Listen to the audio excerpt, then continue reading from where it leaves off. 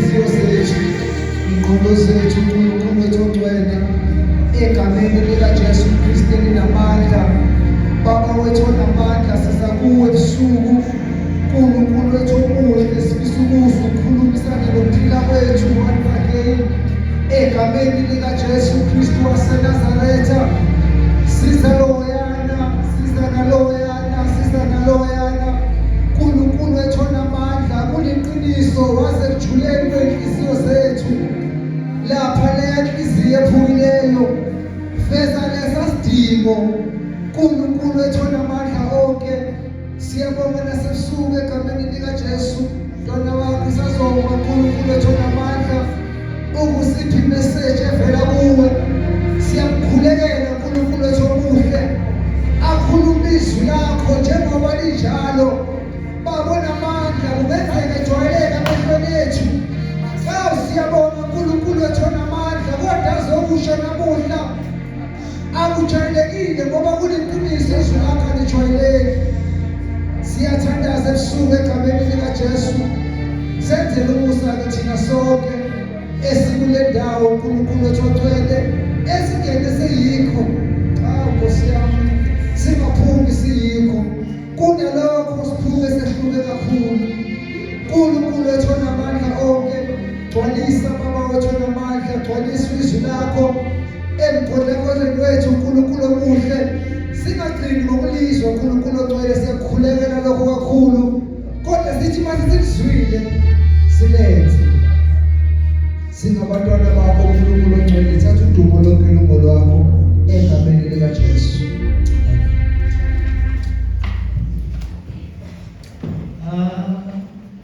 Udikwa nasiba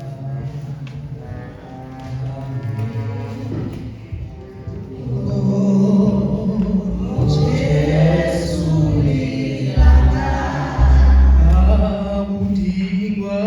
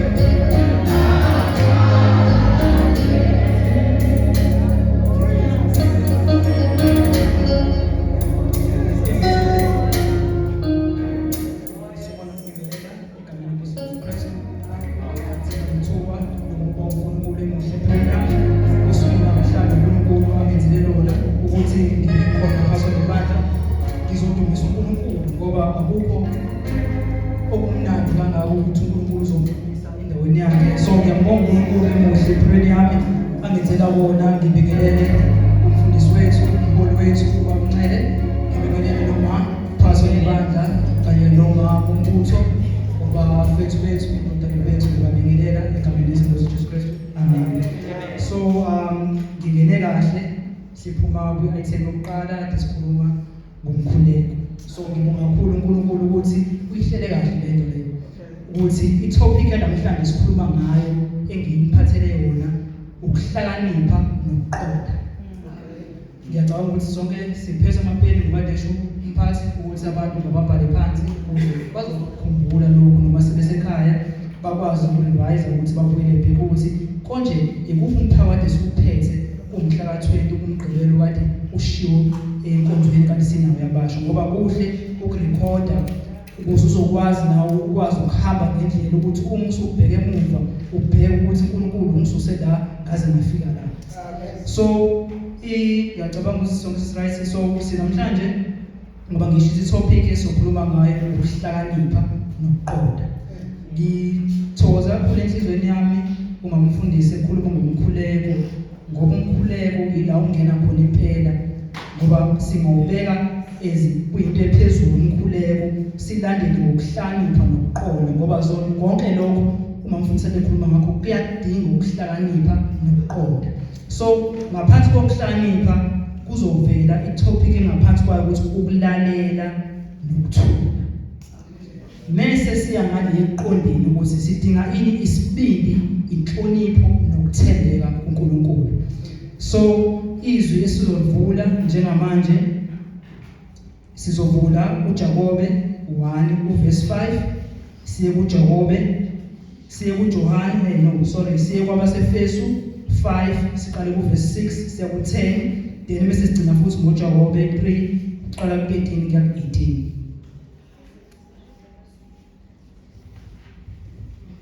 Ngicela usitholile angifundele. Jakobe 1 verse 5. Yes. Uma ke kukhona kini oswela ukuhlakanipha, makacele kuNkulunkulu obapha bonke ngobuhle engajakati, khona uyakuphiwa. Ngicela landelayo kuba kwabaseFesu 5 siqala ku6 siya ku10. KwaMashu 5 verse 6. Amen. 6 to 5. 5.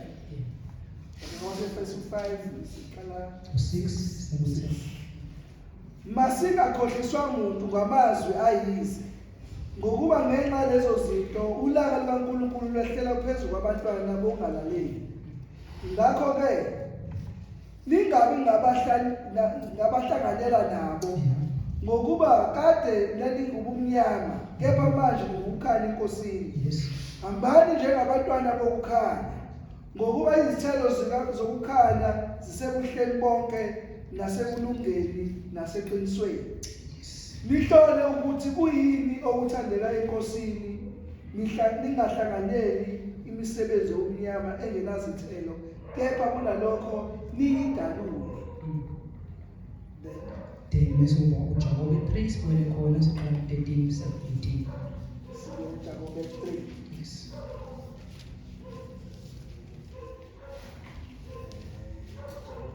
Chapter 13 Verse of Jakobe 3, chapter 13. Verse 13. Jakobe 3 verse 13 Verse 13 is. Ngubani ohlakaniphileyo nowaziyo phakathi kwenu na? Makakhombise ngenkambo enhle imisebenzi yakhe ngobumnene bokuhlakanipha. Kepha uma ninomhawu obabayo nombango ezinhlizweni zenu, ningazibongi, ninganiqambeli iqiniso. Lokhu ukuhlakanipha akusikho kwaphezulu, kodwa kungomhlaba, kungokwemvelo, kungokwamadimoni.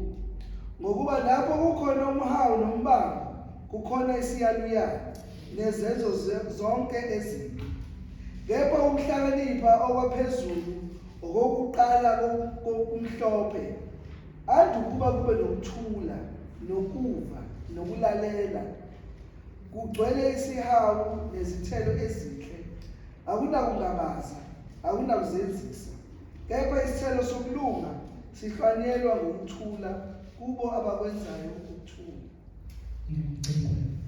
Baba sisazulile senkosi sethu Jesu Kristu moya ngcwele nathi ncikaza incele yakho ebekileyo ngesikhathi ukushumayela izwi lakho uNkulunkulu wethu icobe ixwayisa amandla kamoya ngcwele yambula izwi lakho uNkulunkulu wethu ngayo thulisa moya ngcwele uxokozele engqondweni zethu sivule indlebe zethu umoya ulalela izwi lakho moya ngcwele busisa ke izwi lakho impuselele lifunde kule ndawo ngegama likaJesu Jesu Kristu inkosi amen.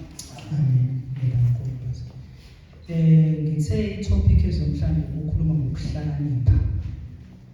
Lithi izaga uma ukhotha lithi umesaba uJehova uqala ukuhlakanipha. So ngingena ngithi nje ngijabulela ukuthi uma uqhamuke itopic namhlanje sikhuluma ngokukhuleka ukuthi ngaso sonke isikhathi sabazalwane sabantwana baNkulunkulu masinxuse noma masifuthi besikhuleka sicela ukuhlakanipha okuvela kuNkulunkulu. Ngoba uma sinokuhlakanipha okuvela kuNkulunkulu akukho ongeke ukuthole ngoba uthi noma usekuthuleni uNkulunkulu kupha ukuthula kwemihla ngemihla impilo yakho ukuthi noma kuthiwa ubheka naziphi izimo uyakwazi ukucumelana nazo ngoba unokuthula futhi unokuhlakanipha okunikezwa bani uNkulunkulu. So unokuhlakanipha akukho into engaveli ikudidise noma ikise entweni ongayazi ngoba unokuhlakanipha umile kulokuhlakanipha unikezwa uNkulunkulu. So ngaso isikhathi uma sikhuleka cela kuNkulunkulu ukuthi uNkulunkulu mina uNkulunkulu ngicela ungiphe ukuhlakanipha okuvela kuwena ngingenzi ngokwami ukuhlakanipha ngoba okwami uNkulunkulu uma ngihamba ngokwami ngizodideka endleleni ngizothi mengihamba ngihambe ngishayeka ngingazi ukuthi ngizokwenza ngoba ngihamba ngokwami ukuhlakanipha kodwa mengikuhlakanipha okuvela kuNkulunkulu ama-challenges engibhekana nazo izimo engibhekana nazo ngiyakwazi ukudlula kusona. Bathi abantu bebebheka abantu bethi abantu hawu kwenzakani ukuthi udlule ey'ntweni thina sihlula kanje ngoba unokuhlakanipha futhi unokuthula. Uma unokuthula uyakwazi ukuzeba lapha izinto uma senzeka uyacabanga ngoba unokuthula awenzi njengeningi awenzi njengabanye abantu abavele benza izinto bengabhekanga bengacabanganga ngoba unokuthula.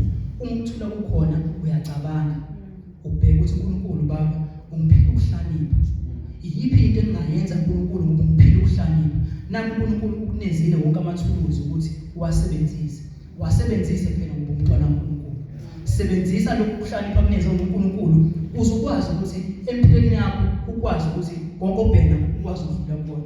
So isikhathi esiningi ngingabhekisa nje kubasha impela ukuthi into eningi siseyintweni ezisezweni kakhulu. Uma ngisho njalo isinto esizweni kakhulu ukuthi sibheke ukuthi obani bazothini. Ubheke ukuthi uma ngingakhuleki kakhulu ngomfundisi kade nje ethi kubalekile ukuthi ukhuleke ukuthi ungayinaki omunye umuntu ukuthi ufike noma bazibheke wena ngoba uNkulunkulu ufuna inhliziyo yakho. Akabheki ukuthi yena ufike nobani uzwana nobani but uNkulunkulu ufuna wena. So uma sila enkonzweni ngiyanxusa kakhulu ukuthi lowo nalowo enhlizweni yakhe ayitshele isuke ekhaya ukuthi ngizodumisa. Mina ngithi ngiye esontweni ifoni ngingayiphathi ngoba ngithi yangiphazamisa. Ngiya-understand ukuthi umfana lentade yisho umphathi ukuthi ifoni akayidingi ngoba kunezinto eziningi esingayithola eBhayibhelini. Which is true lokho ukuthi ngoba ifoni ungathi usathi usangenele izinto kwilo verse lelokulona ungena i-message pop up ku-WhatsApp ithi hawu hey awunjani awusanakile izwi laNkulunkulu awusanakile umuntu omla ofundisa izwi ngobani sekukhona okungenile. Ngayithanda I think sasile nyanga la noma umfundisi noma ilandela esemuva uma umfundisi wathi kwesinye isikhathi kwekumele ukuthi yena uma usenkonzweni ufocus kakhulu ingqondo yakho ivule uzolalela izwi ngoba ngeke wazi ukuthi lelo zwi ozokulifunda mhlawumbe liqondane nawe mhlawumbe lizokusiza likulaphe kulokho oze nakho. So uma uzophazamiseka ngeke uzwe izinkonzo. Kubalulekile ukuthi uma uwumntwana kaNkulunkulu uvule indlela uvule inhliziyo yakho umuzwe uNkulunkulu ukuthi uthini kuwena. Ngoba uma ungakwenzi lokho uzolahlekelwa into eningi. Ushilo mfundisi uzophuma ubona kungenzeki lutho. Ufana njengoba ufika ngobani awuzange uvule inhliziyo yakho, awuzange uvule ingqondo yakho uthi uzolalela ungene ukuthi uNkulunkulu njengamanje ngilahla uNkulunkulu ngishiya kokungaphandle. Kodwa uNkulunkulu ngibophezela ukuthi ngizongena enkonzweni ukuthi ungihlanze. Wena uNkulunkulu ungigcwalisa amandla amasha ukuthi mengiphuma ngiphume uNkulunkulu ngimusha. So kubaleka kakhulu lokho ukuthi uma ucela ukuhlakanipha uNkulunkulu, ucela uNkulunkulu ukuhlakanipha, bese ucela uNkulunkulu akunikeze nendlela ofuna ukuhambe ngayo.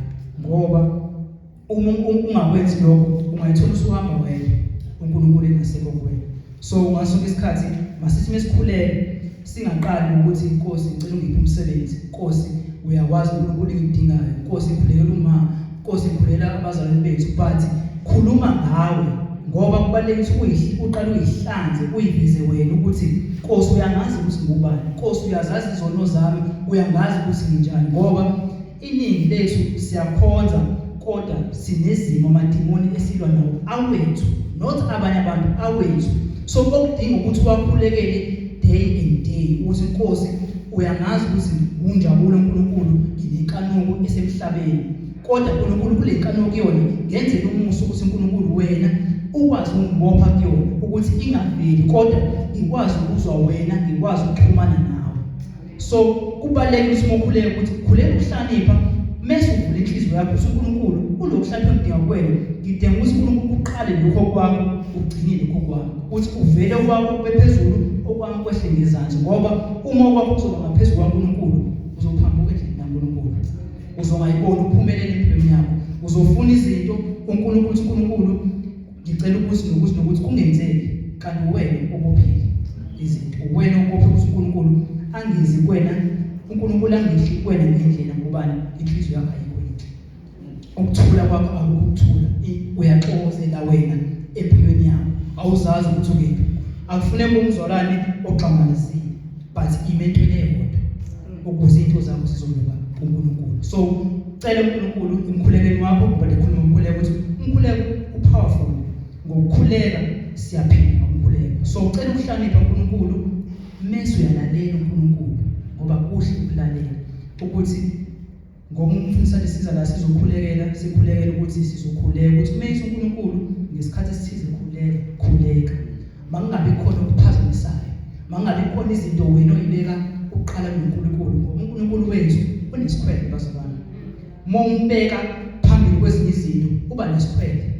So yenza sure ukuthi uNkulunkulu uyambeka phambili, umbeke ekuqaleni kwempilo yakho. Ngoba uma ungakwenzi lokho uNkulunkulu ungabona ukushayela empilweni yakho kanti nguwe. Zincane izinto umuntu ongazenza ezingakwenza ukuhlangana noNkulunkulu. Ukukholwa kahle kahle akukona into enzima, ukuthi ama-principles ofuna ukuwalandela, uthembeke uNkulunkulu azokwenza ukuthi izinto zakho noma kuthiwa uyedingayo uNkulunkulu akubiyele kuzona, akwenzele izinto ezinhle empilweni yakho. Ngobani?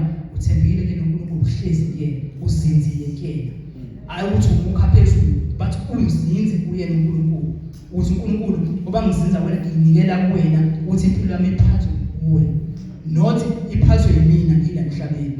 Yes semhlabeni, but cela uNkulunkulu ukuthi kube uyena ongena kuwena akulinde endlini yakho. So sizokhuluma ngokuqonda, kunamavesi siwavula ahambisana nawo ukuqonda eqondeni kaNkulunkulu. Sizovula kaJohane 4 sifunda uverse 1 bese sifunda kwabaseRoma 12 uverse 2. What 4? Yes.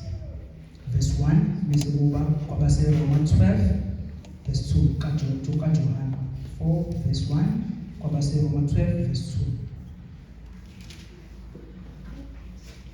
2. UkaJohane 4 verse 1. Yes. Wathi ukuba inkosi yazi ukuthi abaFarisi bezwile ukuba uJesu wenza abafundi.